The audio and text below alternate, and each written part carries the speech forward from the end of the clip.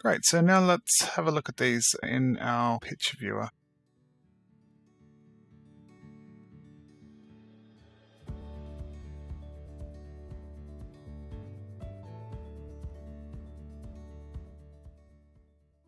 I think these are pretty good, and the render times are looking not bad, so we could actually set up a preview render now and see how the animation's actually looking.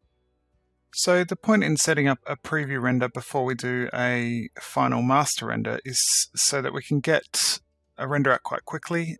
We can fix any mistakes before spending time rendering out a much longer master render. So I'm going to go to my render settings. I can just probably copy one of the cameras for now.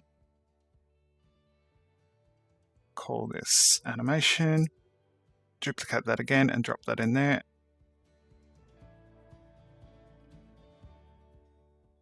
So now we've got our settings set up the same as the style frames, but I'm going to make a couple of changes. So I'm going to reduce the width and height down to 1280 by 720.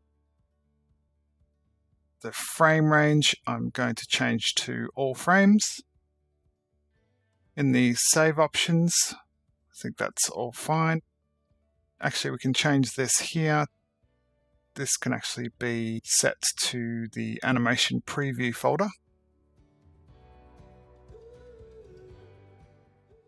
So we're going into the render folder, into the animation preview, and then saving as the project file name. And I'm going to copy that and do the same for the render passes. So I'm just going to drop that in there. Keep the render passes as it was, and the main settings as they were. The only settings we're going to change is in the overwrite kernel settings. Basically, the settings currently are set up the same as the style frames, so these are our full res settings for now. We're happy with these settings.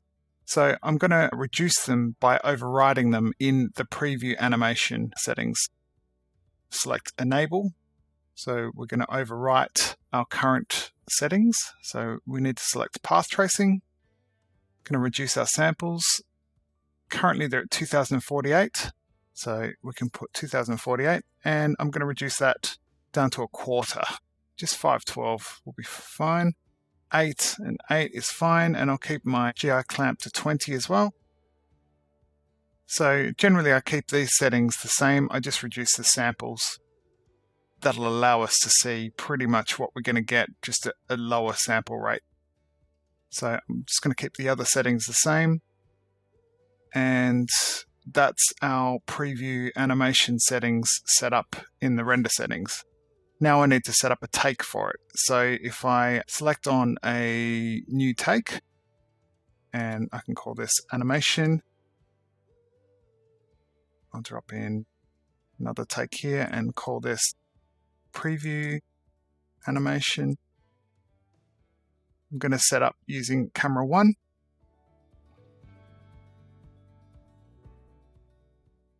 I'm going to be using the preview animation in the render settings. Now we just need to make sure in our objects tab that the stage object is on, because the animation is going to be using the stage object rather than the individual cameras. So that's fine, that's all working. Finally, I think we're ready to test this animation render. So I'm just activating Octane at the moment, just to make sure that's working. Motion blur's being a bit funny, but we'll give it a go. We might have to cut a few frames. I'm going to render with these settings and just see what we get. We need to deselect our style frames in the take system, and I've just selected my preview animation in the take system, and I'm going to press this button here, which is render mark takes to picture viewer. Let's see what we get. The animation preview is finished rendering. It took just over 25 minutes to render a 1280 by 720 animation at 512 samples. And that was about 8 seconds a frame for 175 frames. We could have reduced that again by a half, so like 248 samples or something like that, and that would have been quicker again. But you know, I kind of wanted to check the quality of the detail in the textures and things like that, so that's why I've kept it at those settings. So now to check the animation, I'm just going to duck into After Effects, and I'm going to double click on my library to import my animation in.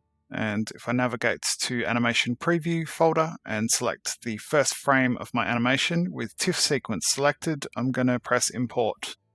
By default, that's going to import to whatever your last project setting was set up to for the frame rate. So mine's actually set at 30 frames. So I need to right click on the footage, go to Interpret Footage, Main, and change the frame rate to 25 frames per second. So now if I drag my footage into a sequence, I'm going to cut out the first frame because we've got that kind of glitch. So I'm just going to scrub that along and move the entire animation along. And if I head to my last frame, I'm going to press N, which is going to clip the out edit to the end of my track. And I'm going to right click on the timeline and say Trim Comp to Work Area. So now if I press play,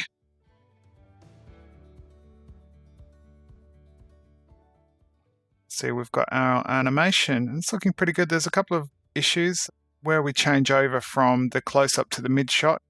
Seems to be a bit of a glitch with the motion blur.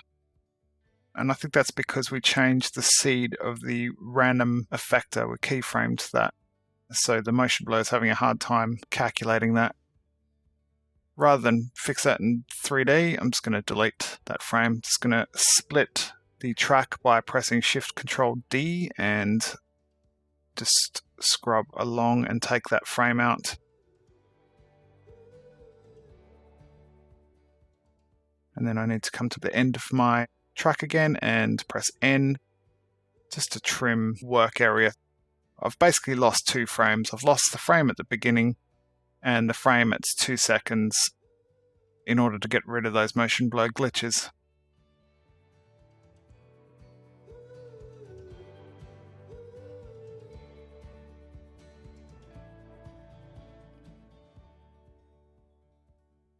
It's looking pretty good. We've got areas where there is a bit of noise, but that's pretty much because the samples are set to 512 at the moment, which is a quarter of what our full resolution will be. We can use denoisers if we want, but we want to have the resolution in there, so I'm not going to use a denoiser because we've got this nice grain, and I feel like if we denoise it, we're going to lose this detail.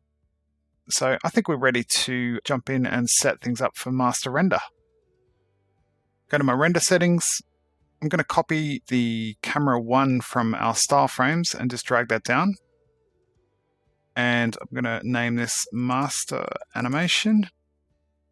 Now I know that the style frames were set to the highest quality, so they were 1920 by 1080, 25 frames. I need to change the frame range to all frames. In our save options, I need to change the folder, C4D, render, animation master. So I'm just going to save to that and then come in here and adjust. And then I'm going to copy this over to my render passes as well. So that's all set up and I don't need to change anything there.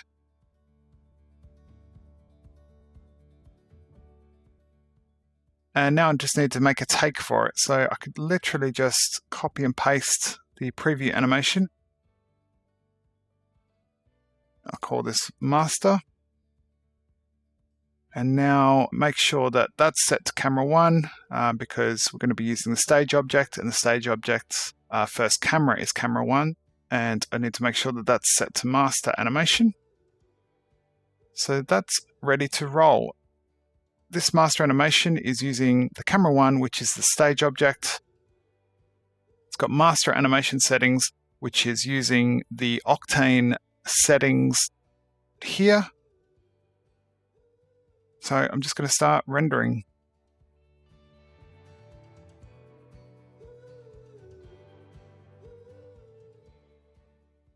So the master animation has finished rendering at just over 3 hours.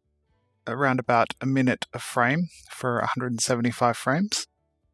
I've been rendering on 2 RTX 2080 Ti's, so depending on your graphics card, determine how long the render might take. But for a high-res render, I think a pretty good time.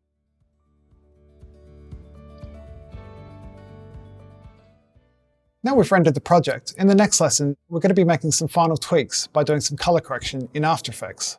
Let's head on over.